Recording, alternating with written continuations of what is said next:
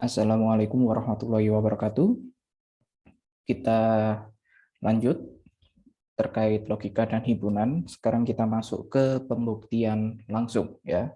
Jadi di sini dia adalah salah satu metode pembuktian yaitu yang paling dasar, yaitu pembuktian secara langsung. Nantinya juga ada pembuktian secara tidak langsung berarti ya. Oke, kita akan langsung bahas saja bagaimana untuk metode pembuktian secara langsung ini. Ya, sebelumnya kita perlu mengenal beberapa istilah penting nantinya yang akan sering kita jumpai di eh, mata kuliah berikutnya ya, seperti struktur aljabar atau mungkin nanti di analisis ataupun di jurnal ya, di jurnal ketika kita mengerjakan proyek-proyek. Di sini istilah pentingnya ada beberapa. Yang pertama adalah teorema. Sudah sering kita dengar ya, teorema. Teorema itu adalah suatu pernyataan yang dapat dibuktikan atau yang sudah ada buktinya. Itu disebut teorema. Kemudian ada kadang itu yang sulit dibedakan adalah antara teorema dan dua ini ya, proposisi dan lemma. Apa itu proposisi? Proposisi itu adalah suatu teorema yang tingkat kepentingannya rendah atau sebenarnya tidak terlalu penting, tapi dia merupakan sifat yang bisa dibuktikan seperti itu. Jadi bukan sesuatu hal yang sangat-sangat besar seperti suatu teorema. Sedangkan lemma itu hampir mirip seperti proposisi, hanya bedanya adalah dia yang tingkat kepentingannya rendah, sama seperti proposisi, atau kadang kalau saya menyebutnya teorema kecil kayak gitu ya, karena dia kecil memang. Tapi lemma ini biasanya digunakan untuk pembuktian teorema. Jadi di dalam teorema nanti tinggal dipanggil berdasarkan lemma sekian sudah terbukti, nah dan lain sebagainya. Jadi di sana lemma digunakan untuk membuktikan teorema. Satu lagi yaitu akibat. Akibat ini adalah sesuai dengan namanya ya. Kalau bahasa Inggrisnya ini corollary ya. Oke. Nah, di sini dia adalah suatu teorema yang diperoleh secara langsung dari teorema yang telah dibuktikan. Ya, bagaimana contohnya?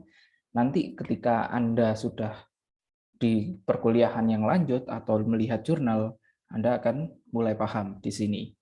Ya.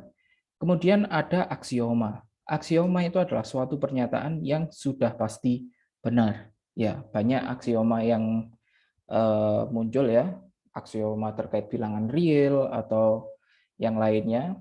Nanti di analisis itu juga banyak aksioma yang bisa digunakan dalam pembuktian teorema atau pembuktian sifat-sifat ya. Satu lagi ini yang keren adalah konjektur ya. Konjektur itu adalah suatu pernyataan yang sepertinya benar ya, dan kita kalau misalkan ambil contoh itu pasti memenuhi biasanya, tapi masih belum dibuktikan. Belum ada yang bisa membuktikannya karena buktinya mungkin susah atau sangat-sangat panjang dan lain sebagainya ya. Contohnya mungkin kalau dulu terkait Fermat ya, ini yang terkenal Fermat-Last Theorem ya, dia di sana sudah berpuluh-puluh tahun sebagai konjektur ya, sebagai konjektur dan akhirnya berhasil dibuktikan sekitar tahun 90-an atau 2000 ya, saya agak lupa di situ ya. Setelah berpuluh-puluh tahun akhirnya ada yang berhasil membuktikan. Nah, kalau berhasil dibuktikan, konjektur ini berubah menjadi teorema akhirnya. Kalau sebelumnya dia hanya konjektur, sesuatu yang sepertinya benar kayak gitu ya, tapi belum ada buktinya. Nah, itu adalah sedikit informasi untuk istilah kedepannya. Mungkin kalau misalkan ketemu seperti ini, inilah perbedaan-perbedaannya. Nah, sekarang kita akan langsung masuk ke metode pembuktiannya ya. Metode pembuktian di sini kita akan membahas tiga hal. Yang pertama pembuktian langsung, tidak langsung. Nah, tidak langsung di sini ada kontradiksi, ada kontraposisi. Nah, kan satu lagi induksi matematika. Tapi pada video kali ini kita akan fokus pada pembuktian langsung terlebih dahulu. Nah, tapi kita ada macam-macam bentuknya. Ada bentuknya adalah implikasi, biimplikasi, dan pernyataan ekuivalen. Nah, bagaimana maksudnya? Di sini berarti tiap bentuk memiliki cara masing-masing ya. Cara masing-masing untuk pembuktian langsungnya nanti ya. Bagaimana caranya kita akan lihat. Langsung saja fokus kita adalah pembuktian langsung terlebih dahulu. Nanti baru masuk ke pembuktian tak langsung dan lainnya. Yang pertama adalah bentuk implikasi ya, bentuk implikasi atau kondisional ya, atau jika maka. Ya, catatannya di sini kalau suatu teorema bentuknya implikasi P maka Q seperti ini, maka kita perlu ubah bentuknya atau sebenarnya bukan diubah sih, lebih tepatnya adalah kita artikan. P maka Q itu artinya apa sebenarnya? P maka Q itu sebenarnya bisa kita ubah ke pernyataan yang memuat kuantor universal supaya lebih mudah kita buktikan nantinya ya, supaya lebih jelas. Ya, catatan pentingnya adalah itu. Contohnya seperti ini. Kalau misalkan kita punya suatu pernyataan, dia bentuknya implikasi ya, jika X lebih besar dari Y, dengan X dan Y bilangan real positif, maka X kuadrat lebih besar dari Y kuadrat. Nah, hal ini artinya apa? Kalau misalkan kita ubah ke dalam bentuk pernyataan yang memuat kuantor, maka artinya adalah ini kan berarti X lebih besar dari Y dengan X dan Y bilangan real positif. Artinya dia harus berlaku untuk semua X dan Y real positif. Oleh karena itu kita perlu untuk setiap bilangan real positif X dan Y, nah baru kita masuk ke fungsi proporsionalnya ya. Jika X lebih besar dari Y, maka X kuadrat lebih besar dari Y kuadrat. Nah, di sini nanti dia menjadi Px, Y, yang di sini menjadi Qx, Y. Nah, di sini tandanya masih implikasi ya. Cuma di depannya akhirnya muncul untuk setiap X, untuk setiap Y seperti ini. Ya. Nah, dari sini kita akan lebih mudah nanti pembuktiannya. Kenapa bisa lebih mudah? Kita lihat. Nah, sebelum membuktikan saya perlu memberikan sedikit definisi ya. Dari dulu kita tahu apa itu bilangan genap, apa itu bilangan ganjil, tapi apa artinya atau definisinya dalam matematika?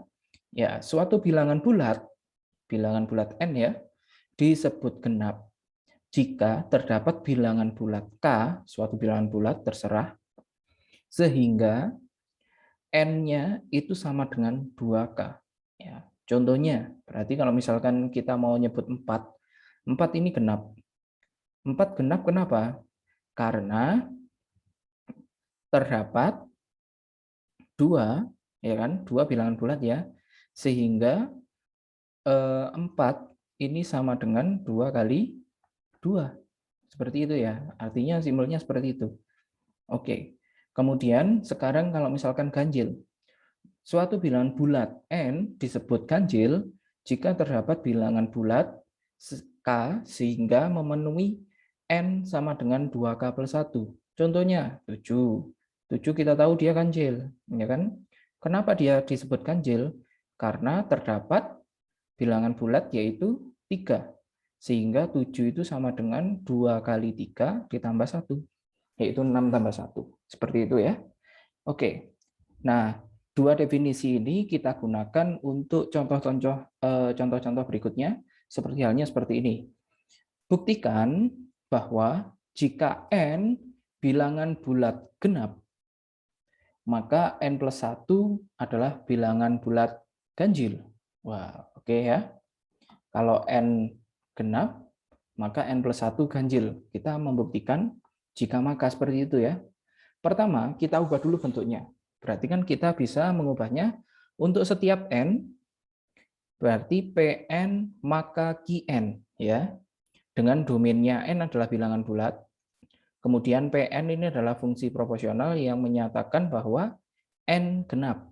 Sedangkan Qn ini adalah fungsi proporsional yang menyatakan bahwa n plus 1 ganjil. Nah, langkah selanjutnya apa? Langkah selanjutnya kita kan harus membuktikan untuk setiap ya. Nah, kalau membuktikan untuk setiap, maka kita harus ambil sebarang bilangan bulat n. Ya, di sini ibaratnya sudah seperti apa ya? Langkah yang harus ada di sini ya. Ambil sebarang ini. Kalau misalkan untuk setiap, berarti kita harus ambil sebarang bilangan bulat n, tergantung domainnya dan tergantung variabelnya. Di sini domainnya bilangan bulat, berarti kita ambil bilangan bulat, dan variabelnya adalah n, berarti kita pakai n. Kemudian kita lihat Pn maka Qn, berarti kita mulai dari Pn-nya dulu. Pn berkata bahwa n itu genap. Ya. Artinya, berdasarkan definisi yang tadi, kalau n genap, artinya terdapat bilangan bulat K, sehingga n itu sama dengan 2K. Ya. Kemudian, apa yang ingin kita buktikan? Yang ingin kita buktikan adalah Qn. Ya. Berarti kita ingin buktikan Qn, yaitu n plus 1 itu ganjil. Berarti kita perlu menuliskan, akan dibuktikan bahwa n plus 1 ganjil. Kemudian baru kita proses sekarang ya. Karena n sama dengan 2K, berarti n plus 1 sama dengan 2K plus 1. Gitu ya. Karena terdapat bilangan bulat K, ya, sehingga n plus 1 sama dengan 2K plus 1 sesuai dengan definisinya ya. 2K plus 1, berarti di sini dia artinya ganjil ya. Oke, berarti n plus 1 di sini ganjil. Seperti itu. Ini saya hanya mengutamakan ke konsepnya dulu. Untuk contohnya, ini benar-benar contoh yang paling sederhana ya Mas Ian ya. Kita logika saja itu sudah jelas sebenarnya. Cuma bagaimana kita menuliskan buktinya. Sesuatu yang jelas kadang perlu bukti, ya kan? Inilah buktinya. Oke. Nah, terakhir jangan lupa tulis kesimpulan. Jadi, terbukti bahwa jika n bilangan bulat genap, maka n plus 1 bilangan bulat ganjil. Oke. Jadi, intinya yang pertama adalah kita harus menuliskannya dulu dengan memunculkan kuantor. Ya. Yang kedua adalah kalau kuantornya universal berarti kita ambil sebarang, ya kan? Kemudian kita masukkan PN-nya, ya kan? Apa artinya? Kemudian apa yang ingin kita buktikan? Kemudian kita proses, ya. Kita proses sehingga menemukan apa yang kita inginkan. Terakhir, kesimpulan. Oke. Itu beberapa komponen yang menurut saya penting untuk belajar pembuktian langsung yang dasar. Nanti kalau misalkan yang sudah expert ya nanti ya kita akan bersenang-senang dengan contoh yang lebih menarik nantinya. Oke, di sini contoh berikutnya, jika n adalah bilangan bulat ganjil, maka n kuadrat bilangan bulat ganjil. Oke, kita akan buktikan itu. Berarti yang pertama kita ubah dulu, munculkan kuantor. Berarti untuk setiap n, Pn maka Qn, di mana n-nya, domainnya adalah bilangan bulat. Dan Pn-nya adalah ganjil, ya dari sini kelihatan ya. N-nya ganjil, maka n kuadrat ganjil. Berarti Qn-nya adalah n kuadrat ganjil. Nah, kemudian kalau sudah kita buat seperti ini, karena kuantornya untuk setiap, berarti kita ambil sebarang. Ambil sebarang bilangan bulat n sesuai dengan domainnya. Ya. Sesuai dengan domainnya. Kemudian misalkan n ganjil. Kenapa kita misalkan n ganjil? Yaitu sesuai dengan Pn-nya. Ya. Karena Pn maka Qn kan ya. Berarti kita misalkan Pn. Berarti n-nya ganjil. Oke, kemudian kita artikan. Kenapa? Artinya kalau ganjil kenapa? Berarti sesuai definisi terdapat bilangan bulat K sehingga n itu sama dengan 2K plus 1. Oke.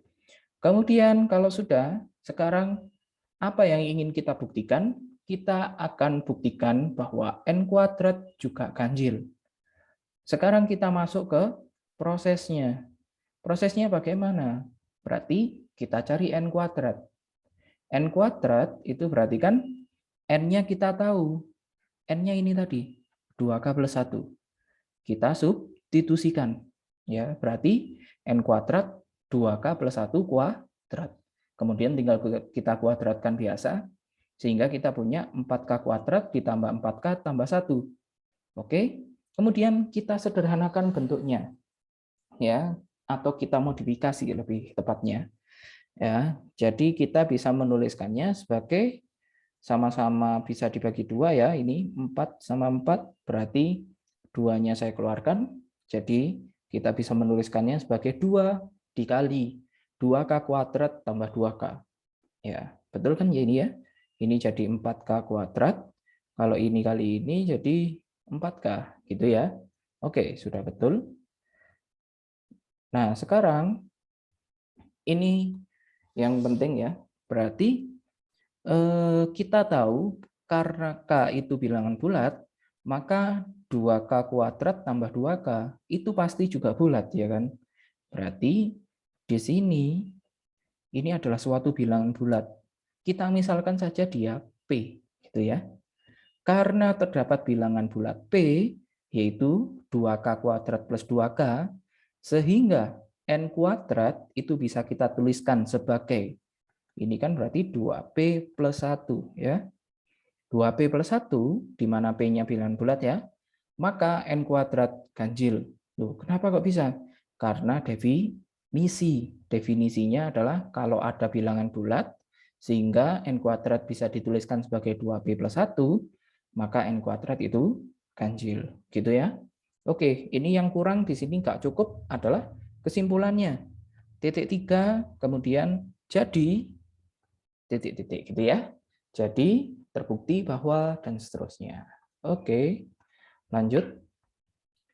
Nah, sebelum kita lanjut, di sini saya tambahi kuadrat sempurna. Suatu bilangan bulat n disebut sebagai kuadrat sempurna jika terdapat bilangan bulat k sehingga n itu sama dengan k kuadrat. Contohnya sekarang, buktikan bahwa jika n dan m bilangan kuadrat sempurna, maka n kali m juga kuadrat sempurna. Berarti yang pertama kita ubah dulu. Oh, sekarang kita lihat di sini ada 2 variabel. Variabelnya ada 2 ya. Variabel ada 2, yaitu n dan m. Berarti kita menuliskannya kuantornya juga ada 2. Untuk setiap n, untuk setiap m. Kemudian Pn, m, maka Qn, m. Dengan domainnya n dan m adalah bilangan bulat. Kenapa bilangan bulat? Karena kuadrat sempurna itu pasti bilangan bulat, gitu ya. Kemudian Pn, m di sini adalah pernyataan yang menyatakan n dan m kuadrat sempurna. Sedangkan Qn, m itu menyatakan n kali m adalah kuadrat sempurna. Kalau sudah, sekarang karena untuk setiap kita ambil sebarang. Yang diambil sebarang siapa? Ambil sebarang bilangan bulat n dan m, karena ada 2 di sini ya kan? Oke. Kemudian, misalkan n dan m kuadrat sempurna. Ya, tidak lain tidak bukan di sini adalah Pn, m ya. Jadi, Pn, m menyatakan bahwa n dan m kuadrat sempurna. Berarti n dan m kuadrat sempurna artinya apa? Artinya berdasarkan definisi terdapat bilangan bulat P dan Q sehingga n itu sama dengan P kuadrat dan m sama dengan Q kuadrat. Loh, di sini kok P dan Q? Kan di definisi K. Nah, ini cuma variabel ya. Variabel K-nya. Kalian mau ganti K ini dengan P, Q, R, S, T, U, V, W, terserah ya. Yang penting tidak ada yang double. Sehingga muncul kebingungan nantinya atau ambigu. Oke, kalau sudah di sini saya pilih P dan Q ya, berarti n sama dengan P kuadrat, m sama dengan Q kuadrat. Sekarang apa yang ingin kita buktikan? Berarti kita ingin membuktikan Qn, m ya, yaitu N kali M kuadrat sempurna. Oke, sekarang kita proses. Kita proses berarti N kali M itu N-nya P kuadrat, M-nya Q kuadrat. Kita menggunakan sifat eksponen, berarti atau bisa juga di sini menggunakan komutatif dan asosiatif gitu ya. Berarti kan ini P kali P kali Q gitu ya. Atau bisa juga kita tuliskan PQ kali PQ. Ya, berarti ini PQ kuadrat. Tapi di sini kita langsung saja menggunakan sifat eksponen yang sudah kita kenal. Kalau kuadratnya sama, berarti kuadratnya bisa keluar gitu-gitu ya. Berarti P kuadrat kali Q kuadrat sama dengan PQ kuadrat. Oke. Karena P dan Q itu bilangan bulat, maka perkalian kedua bilangan bulat itu pasti juga bulat, ya. Oleh karena itu, P sama Q ini saya misalkan sebagai K, ya. Karena terdapat bilangan bulat K yaitu sama dengan PQ, sehingga N kali M sama dengan K kuadrat, oke ya. Maka N kali M kuadrat sempurna berdasarkan definisi, ya kan? Terakhir kesimpulan. Oke, kesimpulan. Jadi terbukti bahwa N dan M bilangan bulat, maka N dan M bilangan kuadrat sempurna, maka N kali M juga kuadrat sempurna. Oke, lanjut. Di sini kita akan masuk ke bentuk biimplikasi.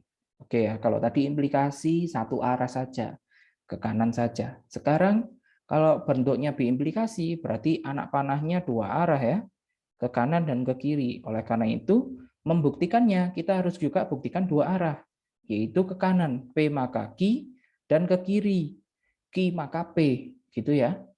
Oke. Atau biasanya cuma kalau orang-orang cuma menuliskan yang satu ke kanan, terus bukti satunya adalah yang ke kiri, kayak gitu. Itu juga tidak ada masalah. Contohnya, buktikan bahwa A bilangan bulat ganjil jika dan hanya jika A-1 genap. Oke ya. Sekarang kita tuliskan dulu supaya mudah bentuk kuantor. Berarti untuk setiap A, PA jika dan hanya jika QA. Dengan domainnya adalah bulat, dengan PA-nya adalah A ganjil, QA-nya adalah A-1 genap. Sekarang kita lanjutkan. Nah, pembuktiannya kan harus dua arah. Sekarang kita akan mencoba yang ke kanan terlebih dahulu, ya.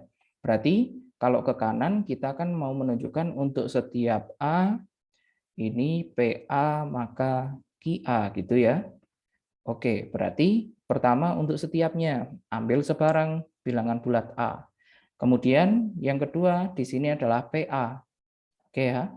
Misalkan A ganjil, maka terdapat bilangan bulat K, artinya ya kan, sehingga A sama dengan 2K plus 1, berdasarkan definisi. Kemudian apa yang ingin kita buktikan? Kita ingin membuktikan QA, yaitu A-1 itu genap. Sekarang kita masuk ke prosesnya. Ya. Prosesnya berarti A-1 itu sama dengan A-nya kita ganti 2K plus 1. Ya. 2K plus 1 kurangi 1, ya tinggal 2K. Oke, bentuknya sudah sangat-sangat sederhana. Karena terdapat bilangan bulat K, sehingga A-1 sama dengan 2K, maka sesuai definisi A-1 itu genap. Oke, bagus. Cukup seperti itu saja. Sekarang kita yang ke kiri. Berarti untuk setiap A, sekarang kita membuktikan QA maka PA, gitu ya. Artinya simbol ke kiri ini tadi. Oke, sekarang untuk setiap A berarti ambil sebarang bilangan bulat A. Kemudian kita berangkat dari QA. Misalkan A-1 genap. Berarti artinya apa? Artinya terdapat bilangan bulat K sehingga A-1 sama dengan 2K. Kemudian apa yang ingin kita buktikan? Yaitu PA. PA adalah A-nya ganjil. Sekarang kita proses. Ya. Ini proses. Perhatikan bahwa A itu bisa kita tuliskan sebagai A-1 ditambah 1. Ya. Kemudian A-1-nya ini kita substitusikan yang sudah diketahui. ya. Jadi 2K plus 1. Nah, bentuknya sudah sesuai, ya. Oleh karena itu kita bisa bilang karena terdapat bilangan bulat K sehingga A sama dengan 2K, maka A-nya ganjil. Oke, karena sudah berlaku bukti yang ke kanan maupun ke kiri, sekarang kita tulis kesimpulannya, ya. Kesimpulannya berarti jadi terbukti bahwa A bilangan bulat ganjil jika dan hanya jika A-1 itu genap, gitu ya. Oke, yang penting dua arahnya. Kita sekarang berbicara konsep terlebih dahulu. Untuk yang buktinya ini kurang seru ya, nanti yang seru agak belakangan kita kasih. Oke, sekarang bentuk ketiga, yaitu pernyataan ekuivalen. Apa yang dimaksud pernyataan ekuivalen? Berarti ya pernyataannya saling ekuivalen. Artinya, catatan kita lihat dulu. Misalkan suatu teorema berbentuk pernyataan ekuivalen. Bentuknya seperti apa? Seperti ini contohnya. Pernyataan berikut saling ekuivalen. Yang pertama Q, yang kedua Q, yang ketiga R. Artinya apa? Artinya di sini satu kalimat utuh ini artinya adalah P jika dan hanya jika Q, Q jika dan hanya jika R, P jika dan hanya jika R. Jadi P sama Q, P sama R, Q sama R. Mereka saling ekuivalen. Ekuivalen berarti berlaku biimplikasi. Nah, sebenarnya kita harus membuktikan 3 kali biimplikasi ini tadi ya kan? Ada 3 biimplikasi. Biimplikasi.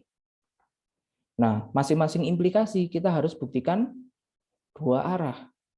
Berarti setidaknya kita harus membuktikan 3 kali 2. Berarti harus ada 6 bukti. Ya, secara tidak langsung. Tapi ternyata hal ini bisa kita sederhanakan. Tidak perlu 6 bukti, tidak perlu 2 arah, ya kan? Ternyata kita cukup membuktikan yaitu 3 proposisi saja, yaitu P maka Q, Q maka R, R maka P. Kenapa? Karena di sini P maka Q, Q maka R, R maka P.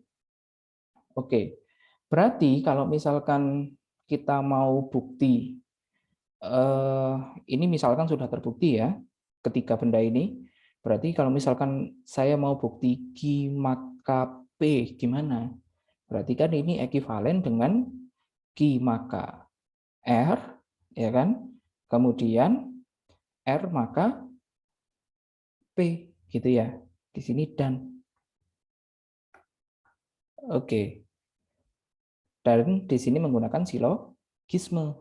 Oleh karena itu, jadi masing-masing pernyataan nantinya di sini, masing-masing bukti sudah terwakili oleh 3 proposisi ini tadi. Oke. Ya. Ataupun bisa juga arah sebaliknya. Kalau tadi muternya ke kanan atau searah jarum jam, ini boleh juga P ke R, ya, P maka R maka Q, kemudian Q maka P.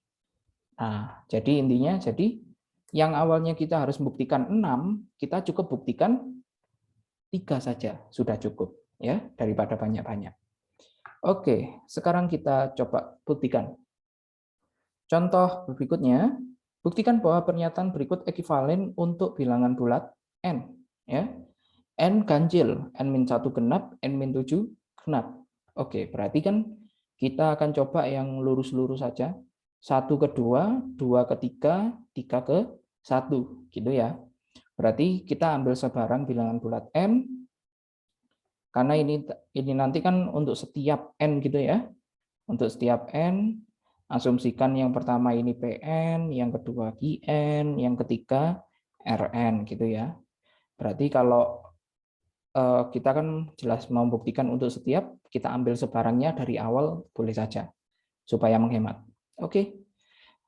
Ambil sebarang bilangan bulat N ya. Sekarang 1 ke 2. 1 ke 2 berarti PN maka QN ya. Oh, tadi sudah ada ya. Yaitu langkahnya sangat-sangat mirip, bahkan sama persis seperti contoh 5, hanya beda variabelnya. Jadi silakan kalian lengkapi sendiri. Berikutnya, 2 ke 3. 2 ketiga berarti Qn maka Rn, gitu ya. Berarti 2 ketiga kita punya n-1-nya genap. Maka terdapat bilangan bulat K sehingga n-1 sama dengan 2K. Ini adalah Qn-nya ya. Kemudian apa yang ingin kita buktikan? Berarti Rn-nya, yaitu n-7 genap. Sekarang kita proses. Ya, kita proses, perhatikan bahwa n-7 itu bisa kita tuliskan sebagai n-1, jadi kita munculkan apa yang diketahui. Kayak gitu ya. Kita munculkan, yaitu n-1 dikurangi 6. N-1-nya kita ganti dengan 2K, sesuai dengan definisinya tadi. Berarti kita bisa menuliskannya n-7 sama dengan 2K-6. Sama-sama punya sama-sama bisa dibagi 2 ya kan? Berarti bisa kita tuliskan sebagai 2 dikali K-3. Oke. Bentuknya sudah bagus sekarang. Apa yang saya maksud bagus? Di sini kita tahu bahwa K-nya itu bulat, maka K dikurangi 3 itu juga bilangan bulat ya kan? Oke. Oleh karena itu, di sini kita bisa misalkan dia sebagai P ya, K-3. Karena terdapat bilangan bulat P, yaitu K-3, sehingga N-7 ini tadi sama dengan 2 kali P. Ya kan? Maka berdasarkan definisi, P-nya kan bilangan bulat, berarti N-7 ini genap. Oke, 2 ketika sudah terbukti. Sekarang kita lanjut, 3 ke 1. Ya. 3 ke 1 berarti kita punya yang mau kita buktikan Rn maka Pn gitu ya. Berarti kan tadi sudah ambil sebarangnya di awal sudah. Di sini yaitu apa yang diketahui kita punya Rn yaitu n-7 genap. Berarti kita akan punya terdapat bilangan bulat K sehingga n-7 sama dengan 2K gitu ya. Kemudian di sini apa yang ingin kita buktikan yaitu Pn, n-nya ganjil ya. Sekarang kita perhatikan bahwa N itu bisa kita tulis sebagai, sekali lagi, munculkan apa yang diketahui. Yang diketahui N-7. Berarti kita harus munculkan N-7. Supaya bentuknya sama dengan sebelumnya, kita plus 7. Supaya tetap jadi N. Gitu ya. Berarti N-7 plus 7. N-7-nya diganti sesuai yang diketahui. Berarti 2K. Kita punya N sama dengan 2K plus 7. Nah, 2K plus 7 bisa kita tuliskan sebagai 2K plus 6 tambah 1 gitu ya. Nah, 2K plus 6 ini jadinya ini ya, 2 kali K plus 3. Satunya tetap. Jadi kita bisa menuliskannya N sama dengan 2 kali K plus 3 plus 1. Karena N-nya bulat, maka K plus 3 juga pasti bilangan bulat. Ya. Kemudian karena terdapat bilangan bulat Q sama dengan K plus 3, jadi di sini saya misalkan sebagai Q, kalian mau ganti huruf terserah juga boleh saja, ganti huruf A, B, C, U, V, W, tidak apa-apa. Jadi di sini berarti 2 kali Q plus 1, jadi N sama dengan 2 Q plus 1, maka N adalah bilangan ganjil. Oke, 3 ke 1 terbukti. Ya, oke, karena 1 ke 2, 1 ke 2, 2 ke 3, dan 3 ke 1 sudah terbukti, maka pernyataan ekivalen tersebut sudah terbukti. Gitu ya. Oke. Nah, di sini latihan soalnya. Latihan soalnya sepertinya saya baru memberikan yang implikasi dulu. Yang biimplikasi dan apa itu namanya? Pernyataan ekivalen akan kita simpan nanti supaya bisa kita kombinasikan dengan pembuktian tak langsung. Nah, di sana supaya lebih banyak senjata yang bisa kita gunakan, supaya lebih mudah juga variasi soalnya lebih banyak lagi. Oke, jadi di sini latihan soalnya silakan dicoba dulu. Buktikan bahwa hasil penjumlahan dua bilangan bulat ganjil adalah genap. Berarti di sini kan nggak ada variabelnya ya awalnya ya. Oke, berarti di sini saya beri petunjuk. Ubah dulu bentuknya menjadi ada variabelnya. Oke ya. Karena dua bilangan berarti ada dua variabel. Di sini saya tulis M sama N. Kalian mau pilih A sama B, U sama V, terus P sama Q, terserah. Tidak ada masalah. Oke ya. Jadi di sini saya pilih M sama N. Jadi untuk setiap M, untuk setiap N, PM, N, maka QM, N, di mana domainnya adalah bilangan bulat. Kemudian M, PM, N di sini adalah M dan N ganjil. Oke ya, karena dua bilangan bulat ganjil. Kemudian Q adalah hasil penjumlahannya itu genap. Gitu ya. Jadi kalau kita ubah kalimat ini menjadi implikasi, kita akan punya jika M dan N itu bulat ganjil, maka M tambah N itu genap. Kayak gitu ya. Jadi diubah dulu ke implikasi, setelah implikasinya ada, kita munculkan kuantor, kayak gitu ya. Supaya bisa mengikuti step-step yang sebelumnya itu. Oke, silakan lanjutkan. Yang nomor 2 itu mirip seperti nomor 1, tidak ada variabelnya, berarti perlu dimunculkan variabelnya ya. Munculkannya ubah dulu ke bentuk implikasi ya. Jadi ubah dulu supaya bentuknya bagus. Implikasinya ada, kalau sudah ada munculkan kuantor. Oke, yang ketiga bentuknya sudah bagus, sudah implikasi ya. Jika A bulat genap positif, maka 3A plus 4 juga genap. Oke, yang nomor 4, jika B bilangan bulat ganjil positif, maka 3N kuadrat. Oh, salah ketik ya. Di sini 3B kuadrat ya harusnya. 3B kuadrat. Ya, nanti silakan Anda betulkan. Ya, oke, berarti 3B kuadrat plus 5 itu genap. Oke, silakan dicoba. Itu saja untuk hari ini. Jadi yang penting pahami konsep dasarnya dulu, soalnya masih belum terlalu susah. Jadi yang penting kalau konsepnya sudah oke, kita bisa nyoba ke soal yang lebih menarik lagi nantinya. Oke, itu saja saya akhiri. Terima kasih. Assalamualaikum warahmatullahi wabarakatuh.